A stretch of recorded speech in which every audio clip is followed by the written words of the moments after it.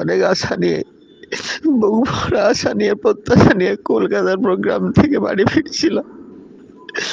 ভেবেছিলাম নতুন করে আবার জীবন শুরু করব। ছেলেমেয়ের মুখে দুমুঠো দুবেলা হাত তুলে দিতে পারবো, খাবার তুলে দিতে পারবো, ভালো বুঝো পড়াবো।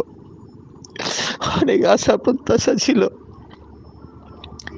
কিন্তু যেভাবে আবার মির্জাফরেরা ৪৬,০০০ পরিবারের মুখের হাসি তারা কেড়ে নিল, হে আল্লাহ, তাদের তুমি কোনোদিন ক্ষমা করো না, কোনোদিন ক্ষমা করো না।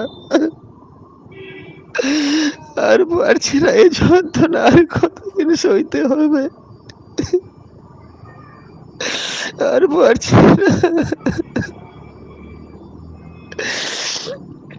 আল্লাহ, যে দুজনে ৪৬,০০০ পরিবারের মুখ থেকে হাসি কেড়ে নিল, চক্রান্ত করে তাদের তুমি কঠিন থেকে কঠিনতর শাস্তি দিও আল্লাহ।